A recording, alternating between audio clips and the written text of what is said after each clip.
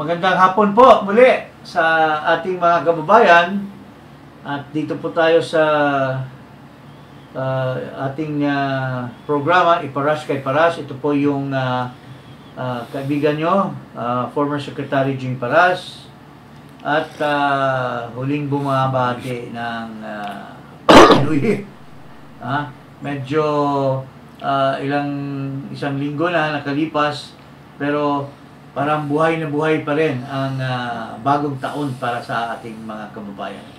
Ito, paring Ado. Ito po inyong lingkod, Ado Paglinawan ng Maestro. Bumabati sa inyo na isang magandang araw at medyo under the weather tayo ngayon. Pero tuloy ang ligaya.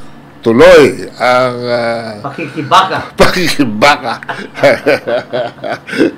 Anyway, mga kababayan, mukhang kumakalat ang balita na may destabilisasyon dahil may mga issues daw tungkol sa paggamit ng droga ng namumuno sa ating bansa at kung ano-ano ng mga issues na umiinit ngayon sa ating paligiran, no? At hindi maiwasan sa isang panayam ay natanong ang ating dating Pangulo, si President dating President Rodrigo Duterte, tungkol dito sa issue, no? Tungkol dito sa, alam mo, yung paggamit ng drugs. At in street parlance now, sinasabi nilang pulburon. Paggamit ng pulburon. Ito po yung isang panayam kay Pangulong Duterte ng isang press con na ginawa doon sa Davao, at pakinggan po natin yung kanyang opinion, no? Mayor, ayoko patulan to, pero narinig ko kanina si Attorney Harry Roque talagang nagsalita at nagtanong din. Vlogger Maharlika in social media is masyadong sikat ngayon yung sinabi niya. May video daw siya na si BBM nag-aano ng pulburon, yung isyong pulburon, and ang nagbibigay daw si Justice Secretary at ang bumibili ay si First Lady. Pero this becomes an issue ngayon, at kanina nagtanong si Harry Roque, narinig ko, what if ito ay totoong may video, what would happen to the country kung mapatunayan? Even yun, narinig din kita before, may sinabi ka regarding a leader na nagko-cocaine. I just don't know who it is, but right now may lumalabas po na ganyan. Wala yan. Yan video. Well, I can say that hindi lang leader, leader dito, karaming mayor dito nagko-cocaine.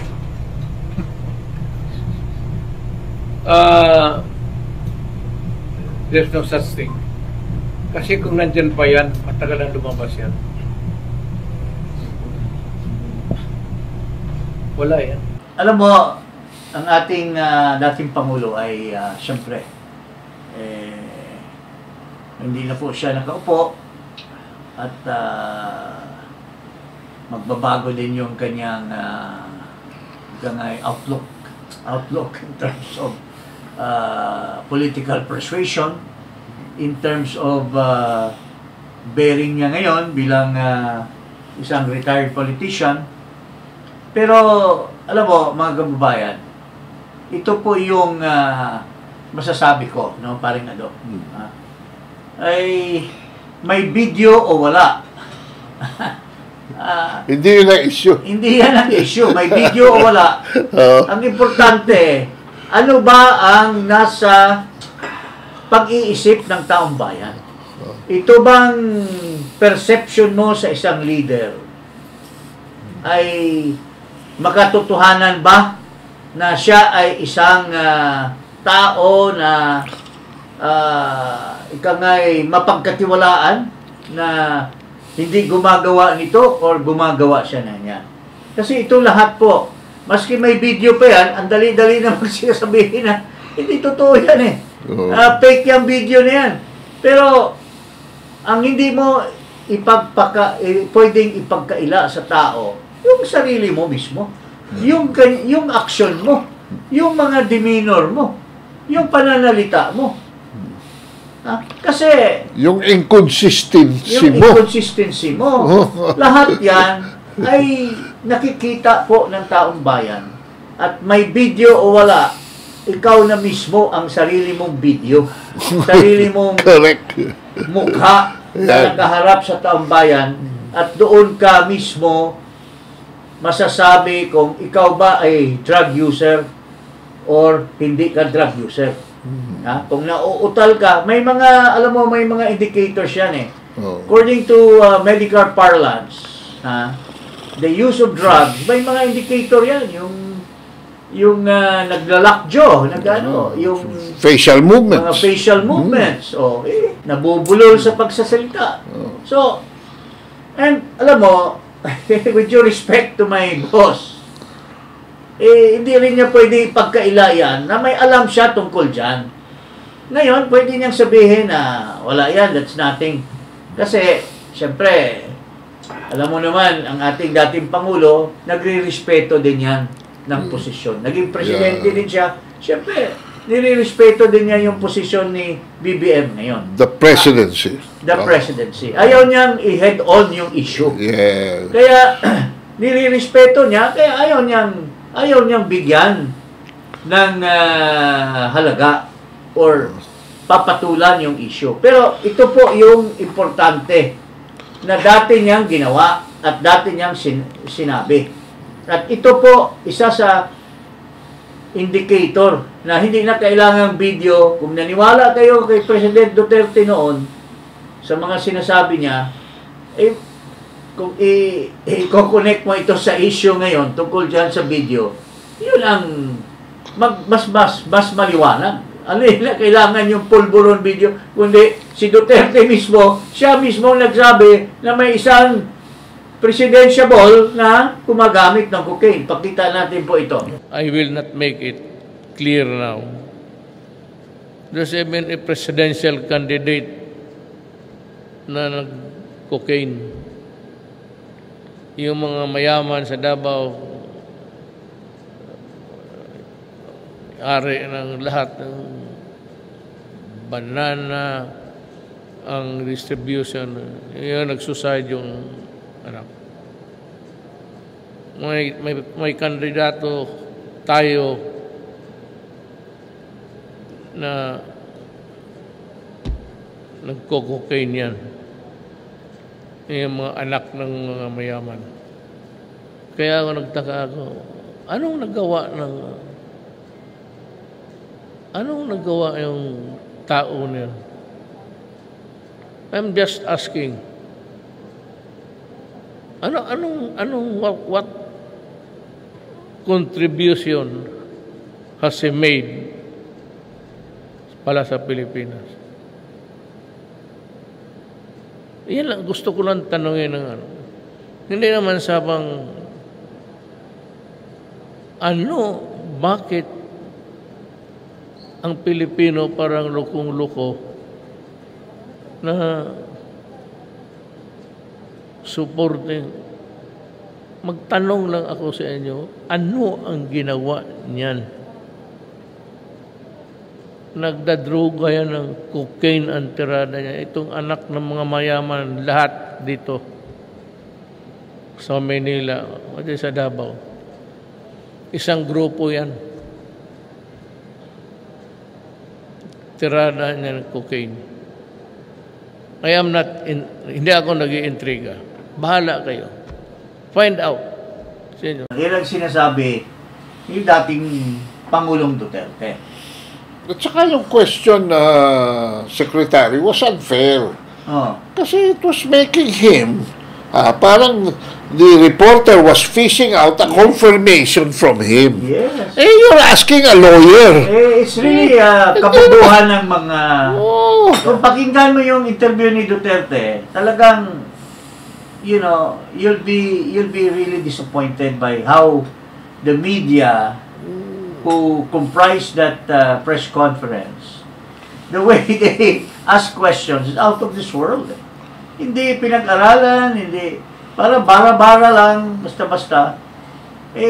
Kaya, syempre, binibiro na rin sila ni Duterte. Sabi, sir, ano bang ginagawa mo buong linggo? Sabi ni Duterte, Monday to Friday, namatay ako tapos nabuhay. Ano daw siya? Resurrect. In other words, he was trying to tell them na, hey, I mean, give me naman some intelligent questions. Oh. So, that alone, yung controversial ngayon na hinahabol ngayon ng PNP, itong vloggers daw na nagkakalat dahil tungkol diyan sa pulburon media or pulburon video, ay nagkaroon ng ano ba tawag niyan? Speculations, may destabilization, may withdrawal of support. Ay ito po ay lahat ay nonsense. Because maski may video yan wala, kung talagang ang taong bayan ay naniniwala from their own perception of things. Kagaya ngayon ano bang perception nila sa administration ngayon? Bakit nagkaganon? Bakit bumaba yung survey ratings ng ating Pangulo? Because hindi lang kailangan na magiging drug user ka, kailangan ka rin na nagpakita ng gilas. Kasi you may be a drug user, but kung bobo ka at incompetent ka, wala lalong nasisira yung liderato mo, di ba? Ano masasabi mo? Video can be contested, no? Ma-photoshop yan, ma-edit yan. So, a categorical situation there on whether the president is using prohibited drugs or not will not be settled by a video. No? It will only be settled, Secretary, by a drug test. If the president is sure, why doesn't he subject himself to a drug test? Yan. Bakit hindi niya gayahin yung tatay niya? Nung kinwestiyon na may sakit at may dying or may mga kung incapacity, infirmity. Anong ginawa ni Marcos Sr.? Naghubad siya, nag-flex ng muscle, I'm the living show me. Ganon. Dinigdil siya and pinagbigyan niya. Now ngayon, is the son like the father? Is he made of the same stuff? Is he made of the same stuff? And will succumb to the challenge? I think it was Harry Roque was made the challenge. Na para mapatunayan, there's only, ano ba naman yung drug test? Ginagawa naman yan. Nung nagka-COVID siya, nagpa-drug COVID test siya and everything. So, I mean, but alam mo, nagiging controversial ngayon. At itong mga sip-sip na mga opisyal, especially itong PNP chief na sumakay din sa issue, hindi mo na pinag-aralan yung video kung saan pinanggalingan at wala namang sinasabi yung video ni General Macanas identifying certain individuals.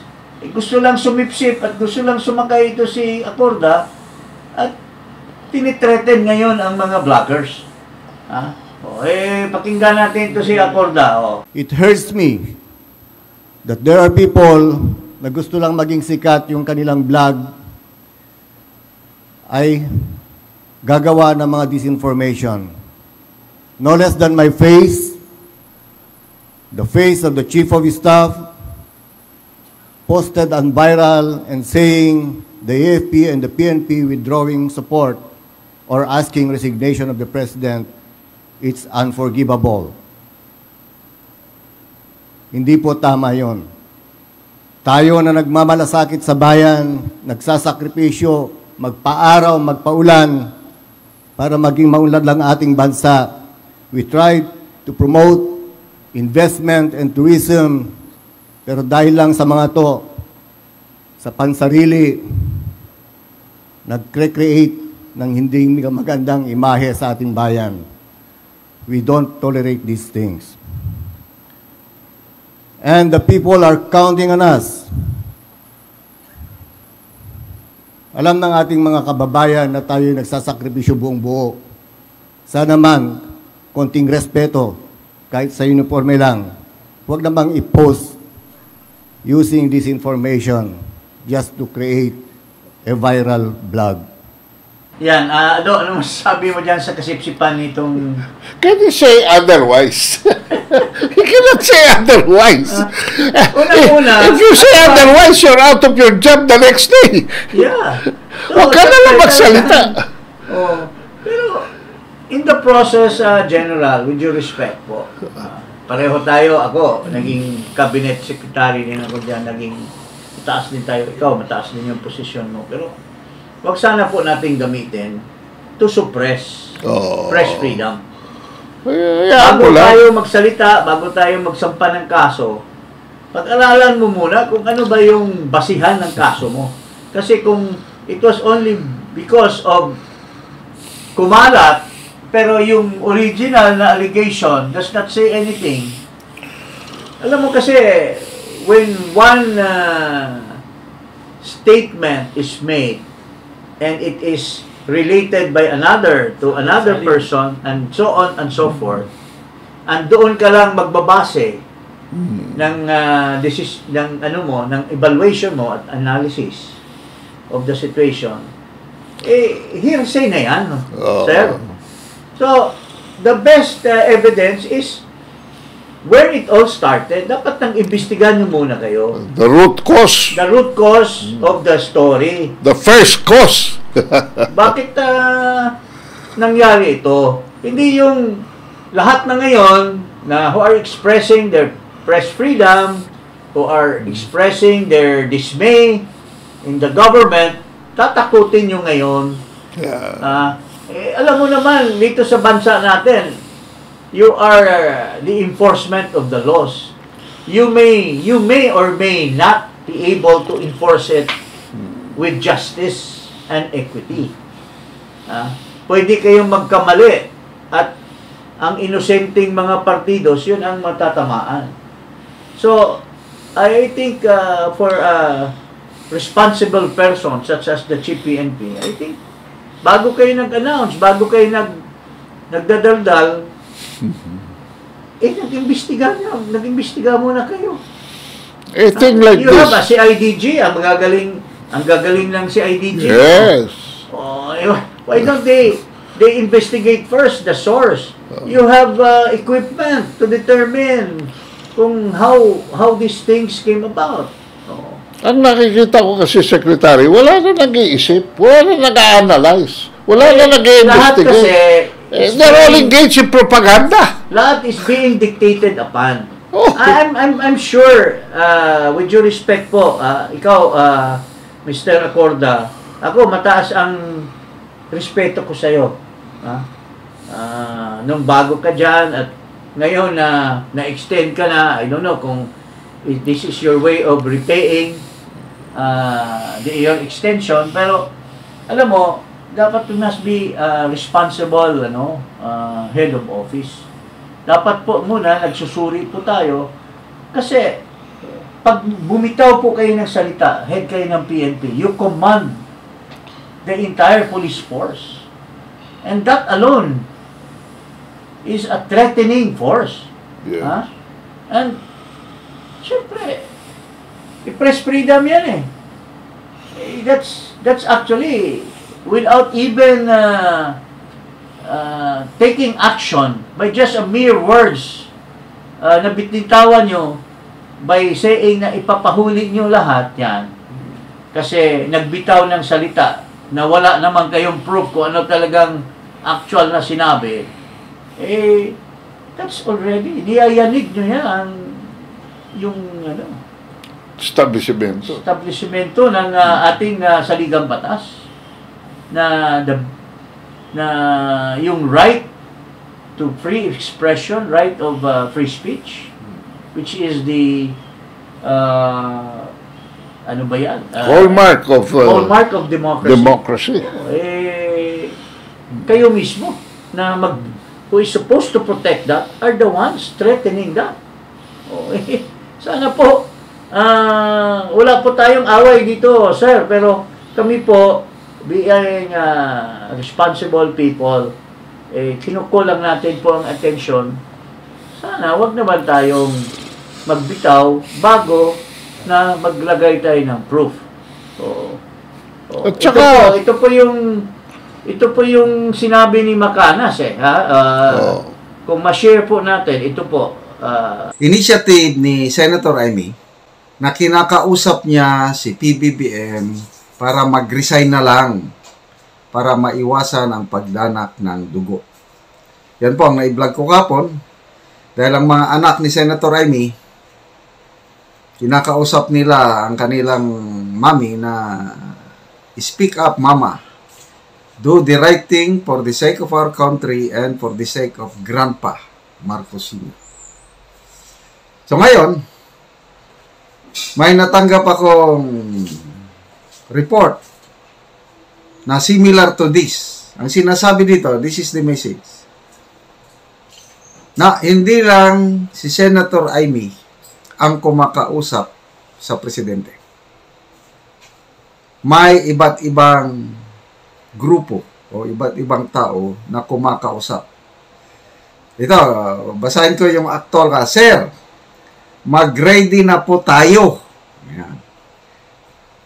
Kung hindi siya mag-step down ng kusa o voluntaryo, gulo po ang mangyayari.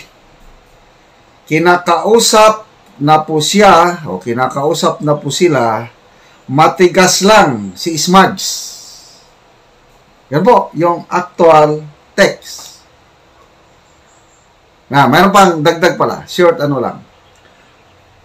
Maraming may hawak sa Polvoron video at marami ang gustong maglalabas nito kung hindi siya PBBM, kung hindi siya bababa o mag-resign, including yung nasa abroad. Kaya marami na po ang may hawak nitong Polvoron video. So to me, this is a good development dahil akala ko si Senator Amy lang yung parang mediator, referee na sige na ading, maawa ka sa ating bayan, maawa ka sa ating tatay, masisira ang pangalan natin, masisira ang buong bayan pag hindi ka pa mag-resign.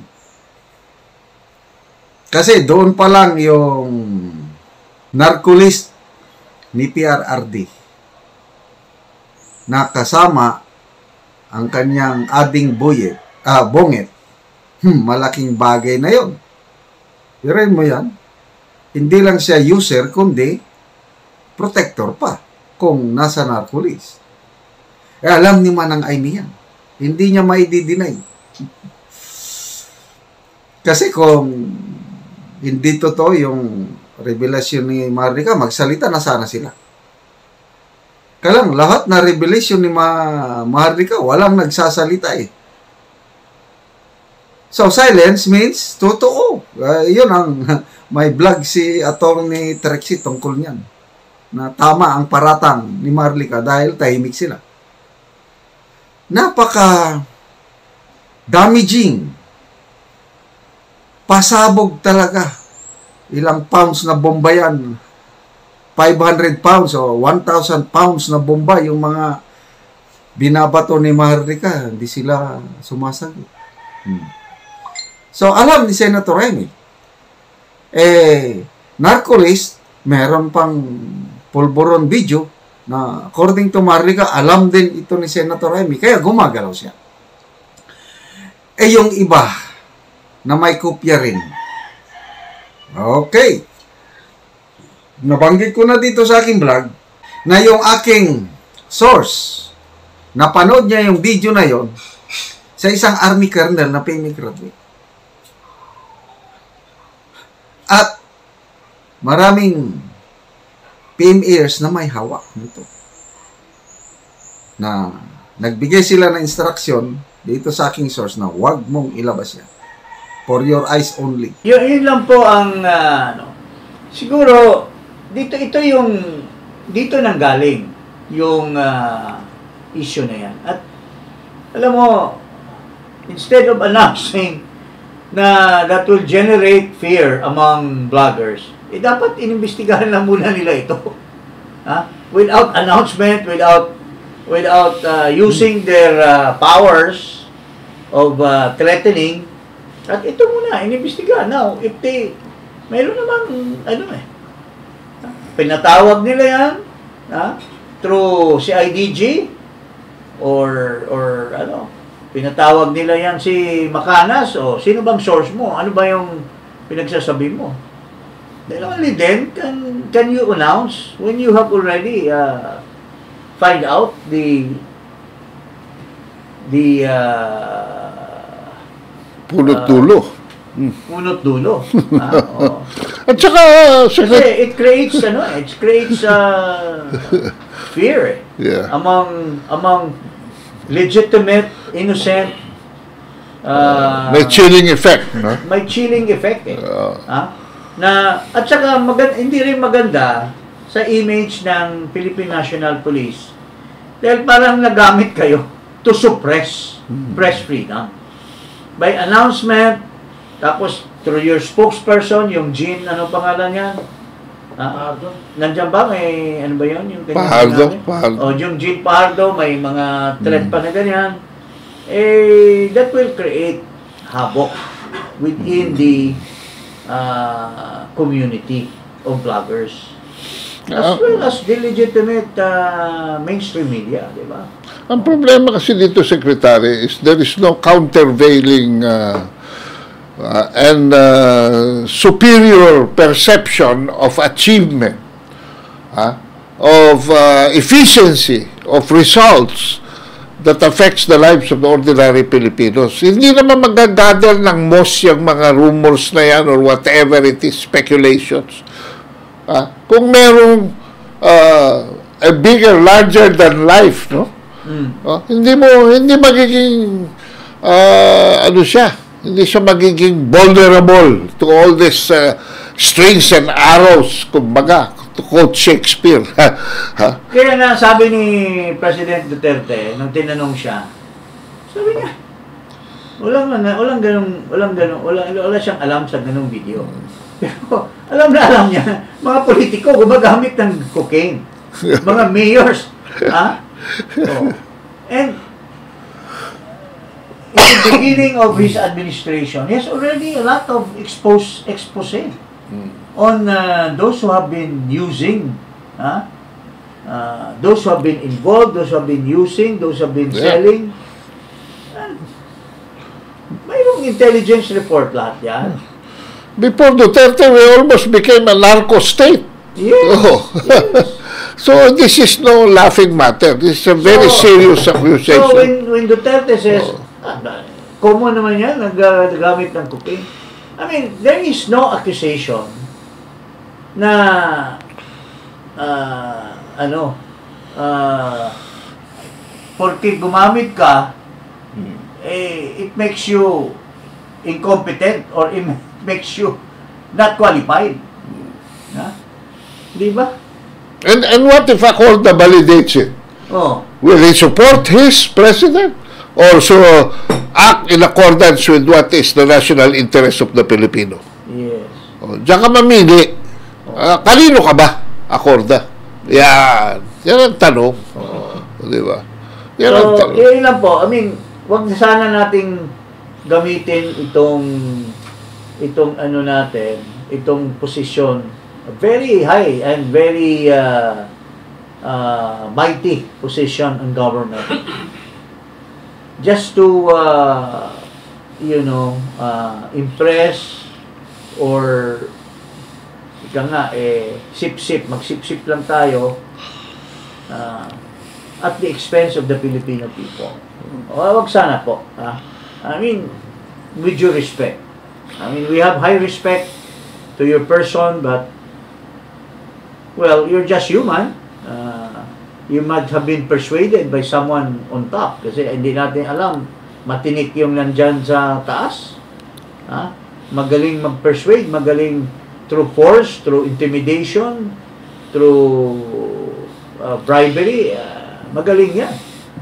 So baka nadala lang po kayo at nagamit ka ngayon. Wag naman sana po magpagamit kayo, General Acorda. Ito kasing issue na ito is no longer a matter of who says, he says, she says, they say. Hindi na matter ito ng ganyan eh. But what is being discussed? Because if true, then where does that place the leadership of this country? And paano na? Paano na ang pagtitimon? No? To the very person who is piloting the destiny of this country in this present time. Yes. So it's the question of incapacity is a valid issue. The people have a right to know whether this leader is still capable of leading the country or not. Yan ang issue eh. Now, the only thing that will establish it, ikaw nga, ako, sa mga tao mo, you require a drug test eh. And you dismiss them. Proven to be drug users. How much more to the person who controls the future and the destiny of the state in these very crucial times. Kaya nga bumabagsak na yung by his own weight. Bumabagsak na yung acceptability niya, yung kanyang Yes. Kasi ito pa lang issue ng inflation, hindi na niya ma-address properly. No? Now, ito lang po, sana pagtuunan nyo ng pansin, wag naman itong pananakot, kundi ang takutin nyo yung mga tao nyo na nagdudroga, yung mga people like Mayo and company, and people na dapat pagtuunan nyo ng pansin na dapat nakukulong na ngayon yan, natanggal na yan, pero mukhang tahimik. Yung pinagsasabi ni Abalos noon na pinaparesign, courtesy resignation, ikaw po dapat ang sumalo dyan. Ano po bang nangyayari na dyan, General Acorda? Mayroon bang balita doon sa mga malaking balita noon na pinaparesign?